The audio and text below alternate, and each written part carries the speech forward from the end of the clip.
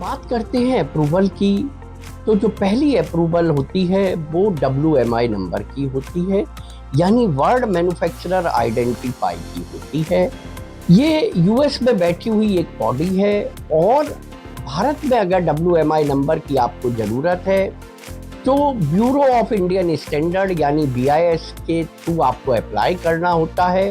जब WMI number आ जाता है तो BIS आपको इन्फॉर्म करता है और उसके बेसिस पे आपको एक सीरीज मिल जाती है। उस सीरीज को यूज कर सकते हैं आप।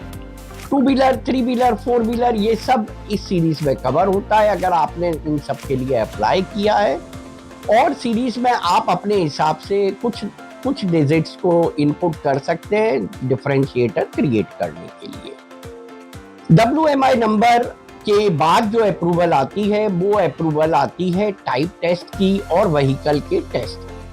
IC इंडस्ट्री और EV इंडस्ट्री में अप्रूवल के लिए हर देश की सरकार अपने एक ऑटोनोमस बॉडीज को बनाती है। जैसे मोटर व्हीकल एक्ट में IC इंजन की अप्रूवल का प्रावधान किया गया है, उसी तरीके से EV इंडस्ट्री के केस में ICAT, ARAI और इसी तरीके की 2 और संस्थाओं को भारत सरकार ने अधिकृत किया है ये अप्रूवल देने के लिए।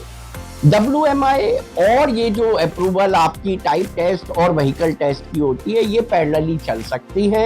आप दोनों में सेम टाइम पे अप्लाई कर सकते हैं। दोनों को मिलने में थोड़ा समय लगता है, इसलिए पैरेलली अप्लाई करना एक समझदारी भरा निर्णय है।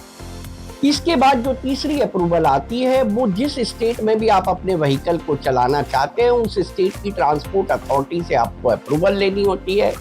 और जो चौथी अप्रूवल आती है वो लोकल RTO, जहां आप डीलर डिस्ट्रीब्यूटर नेटवर्क खड़ा करना चाहते हैं उस लोकल RTO से गाड़ी के रजिस्ट्रेशन करने के लिए आपको अप्रूवल लेनी होती है।